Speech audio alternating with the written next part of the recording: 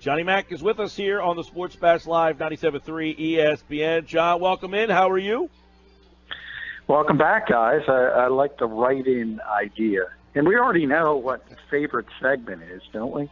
Yes. Everybody's got to vote for Johnny Mac. Johnny Mac, but you have an advantage over many of the other regular guests as you're on daily. They're only on weekly, some of these guys. Well, that's why I say favorite segment as opposed to I shouldn't be in favorite guest category.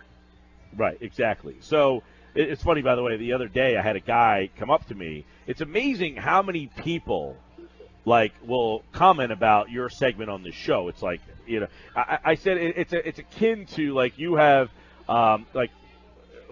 every day people set their day to make sure they hear what John McMullen has to say about the Eagles. You know how many times I hear that from people about the fact that I got to hear what McMullen says at 4:00. They find you to be very fair. Well, that's, people have said worse things about me. I've also heard that, too. Boy, what an – no. All right, let's get into some stuff here. Nick Foles, 4 touchdowns. He's placing this Raiders team. The last time he faced them, 7 touchdowns. In your mind, is he still a story, or should everybody be calmed down, or do we still need to find out more about this offense run by Nick Foles? No, we have to find out more. I think it's going to be a story until the Eagles season ends, whether that's after Super Bowl 52, raising the Lombardi Trophy, or anywhere in between, because this team was a legitimate contender with Carson Wentz at the quarterback position, and obviously there are more questions surrounding them with Nick Foles at the position, even though he's already proven he's one of the better backups in this league, and the Eagles did a very good job getting him back. There aren't many backup quarterbacks you would feel this comfortable with moving forward. So there's a lot of positive, but there's still a lot of uncertainty because you just don't lose the MVP or potential MVP of the league and say it's business as usual. The Eagles obviously have taken that mantra, but you got to be realistic about it. And the realization is, and we've said it a number of times, that the margin of error grows slimmer without Carson Wentz sort of masking some of the deficiencies of this team. They have an interesting conundrum potentially coming up, John.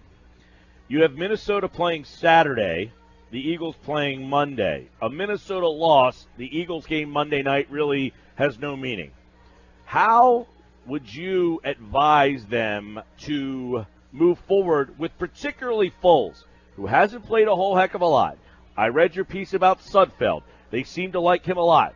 Do they want to get him time? Do they want to play Foles because he hasn't played a lot? Don't want to get Foles hurt. They have a really interesting problem potentially coming up on Monday night. Yeah, they do. And I think they have 2 plans from a playing management standpoint. Obviously, it differs if the Vikings were to lose, although I talked to Corey Graham at his locker after practice today, and he said, isn't Aaron Rodgers on injured reserve? And he kind of laughed and said the Vikings are going to lose that game. But I disagree with that because, as we just saw with the Giants, division games are different. And that game's at Lambeau Field. It's going to be really, really cold, one of those frozen tundra games. The low is going to be 1 degree.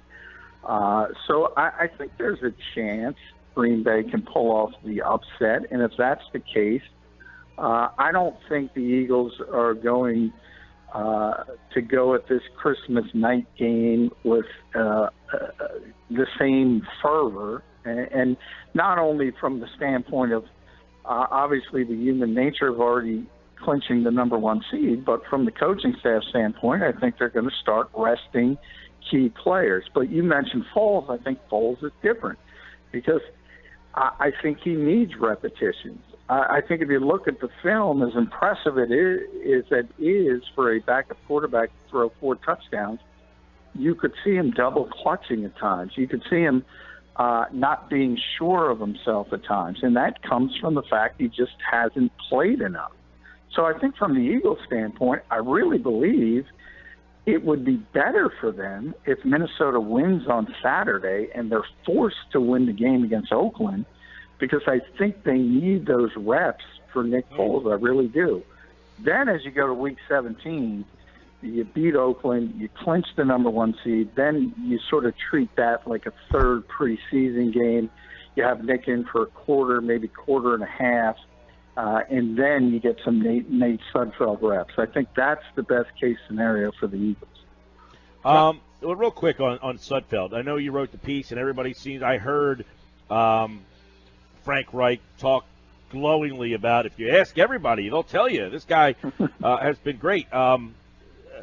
Obviously, they're not going to say this guy really stinks, but are they legitimate in the fact that this guy is a legit prospect, a guy that they would feel comfortable? Because the reason I ask this question, because I know Foles is signed next year, but would they feel comfortable enough with Sudfeld to trade Nick Foles in the event that Foles plays so well that they get phone calls this offseason to say, with Wentz potentially not being ready to start the season, we would feel confident with Nate Sudfeld for 3-4 games until Wentz was ready? Or, you know what, we have Foles signed, there's no way we're letting this guy go, not knowing the future of Wentz and his availability? Well, I think a lot of that is circumstance. I think if the Eagles win the Super Bowl and everything goes brilliantly and Nick plays very, very well, I think they're going to trade Nick Foles, and they're going to trade him for significant draft choices, whether it's a high second-round pick, a first-round pick. They're going to get significant assets for him in such a case, and you have to flip them. It's not like you want to. You would prefer to keep a guy like that as the backup quarterback, but you just can't in that type of situation. It's similar to the trade of Sam Bradford before last season. The Eagles didn't want to do it, but they were bowled over by the offer. They had to do it. And things worked out, obviously, very, very well. It would be a similar type situation. Whether they believe in Nate Sudfeld as the backup, you would then see, because either they would move forward in that direction or bring in more of a veteran presence to be the backup at the position. And really, we don't know. As you mentioned, the Eagles have spoke glowingly about Nate Sudfeld, but you're right. What are they going to say? No, he's been awful. They have to say that. And, you know, I think it's ironic the Raiders are coming in this week, because this was a team last season that had a similar situation. They were heading to Week 17. They were set to be the number 2 seed in the AFC if they won that game against Denver. But remember, Derek Carr had been injured, broke his fibula. They had to go to Matt McGloin. Then Matt McGloin got injured, and they had to go to Connor Cook, the third-string quarterback, who finished the Week 17 game, played awfully, then had to start the playoff game, and they were done because the third-string quarterback couldn't play. That's just the reality of the NFL. If you're down to your third guy, you're in a lot of trouble. John McMullen with us here on 97.3 ESPN. So, John, before we leave the Nick Foles topic, you saw the Eagles are going to wear black on Monday night. What colors were they wearing in Oakland when Nick threw? I know he likes silver and black, but what colors were they wearing when he threw 7 touchdowns? I think it's more important what the opposition was. But remember, you know, talk to Stefan Wisniewski was on that team, was on that Raiders team, and he talked about that today. That was a really, really bad team at the time.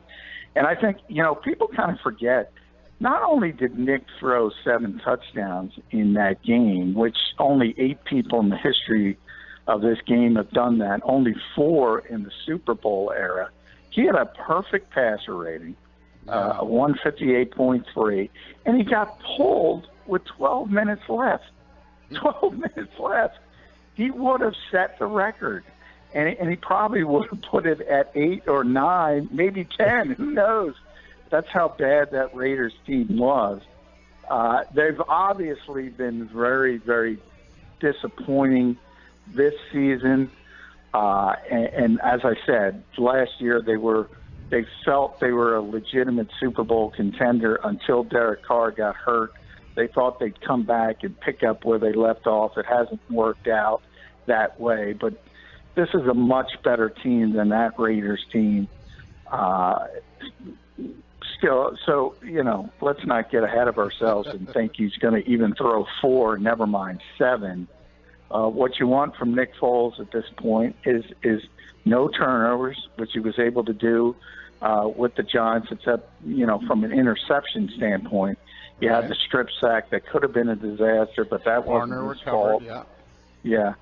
And you want him to manage the game and stay away from big mistakes, and the Eagles are good enough to beat a team like the Oakland Raiders. But that day was special. And you just mentioned his jersey, his cleats are in the Hall of Fame, and they're always going to be in the Hall of Fame because even if somebody throws for 8 touchdowns, it's going to be really difficult to do it while getting the 158.3, and that's a perfect passer rating.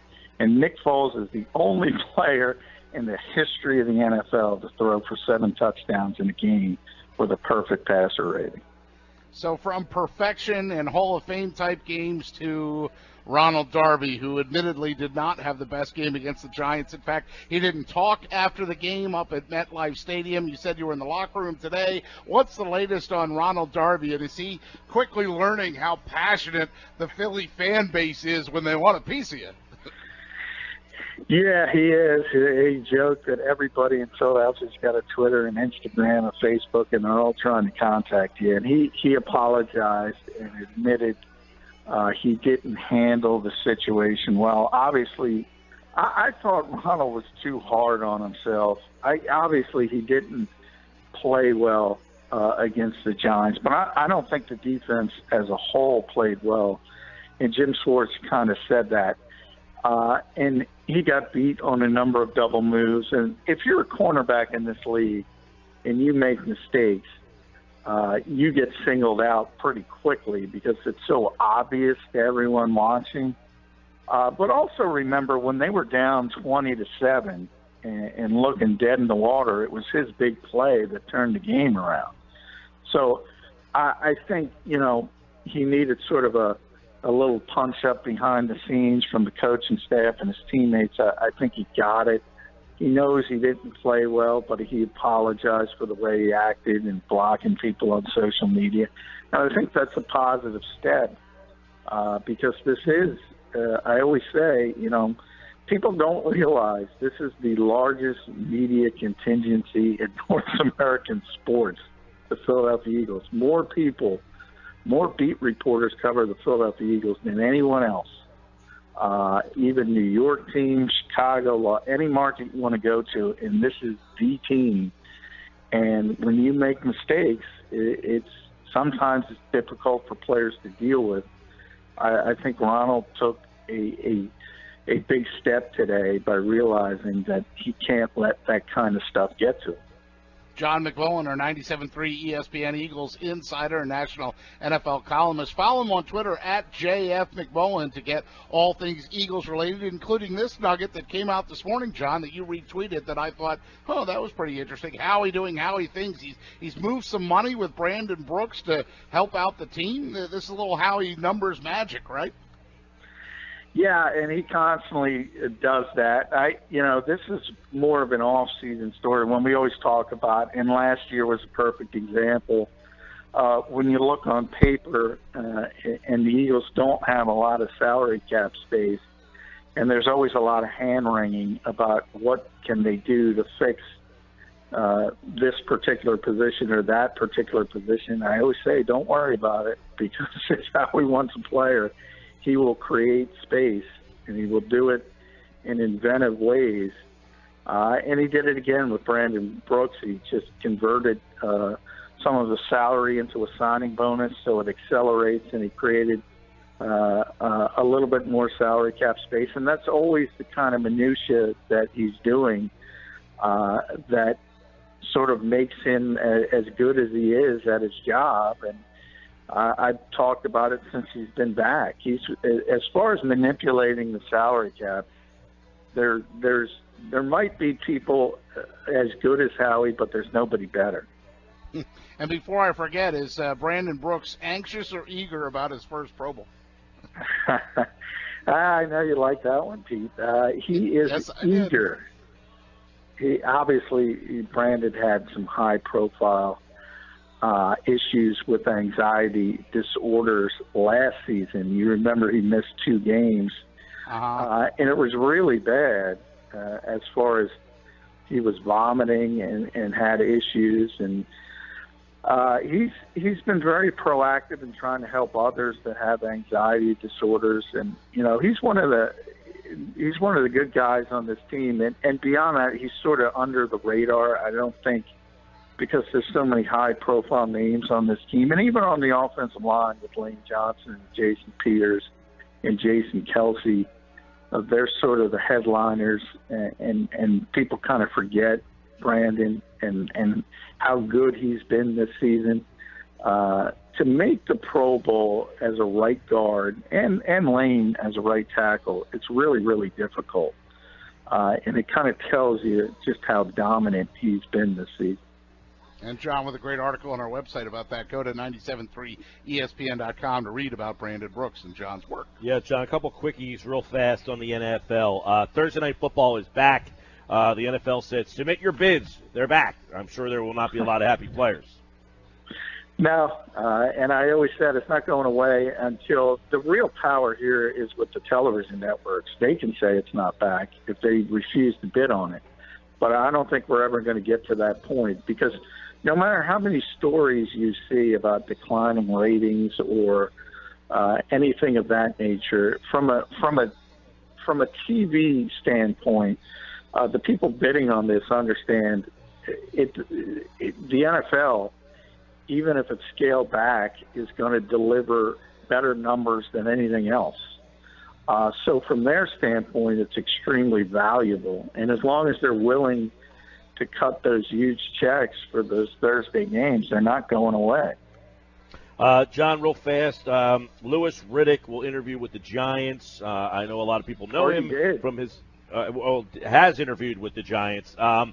When you see these TV guys get these jobs, I mean, where do you put Louis, in the pantheon of candidates right now? Well, I put him higher up. I mean, he's worked in personnel here, as a matter of fact, with Philadelphia for a while. So he's worked in personnel in the past, whereas you have a guy like John Lynch, that came out of left field, who's really just a TV guy, and obviously a tremendous borderline Hall of Fame player, so he knows a lot about the game, but there's bigger parts to running a personnel department as far as the mechanics of setting everything up and that nature. And Lewis has been involved in the past, so he's got a leg up on most television people. But if you look at some of the candidates, and Dave Gettleman has been at least perceived to be the number one candidate, he's interviewed as well. If you want to compare those two resumes, it's probably not that close. So it depends on what the Giants are looking for. And a lot of people have speculated that Lewis is very close with Josh McDaniels, and maybe if they want to bring McDaniels in to be the head coach, they'll do the package type deal. If they want to go the traditional GM coach route and want the really, really strong personnel guy, I think they're going to hire Dave Gettleman. All right, for more on this game, Eagles, Raiders, and the NFL, John McMullen at JF McMullen. Check out 973ESPN.com. John will be back tomorrow with his pick for Eagles and Raiders, and, of course, every day right here on the Sports Bash on 97.3 ESPN. Thanks, John. Hey, thanks, guys.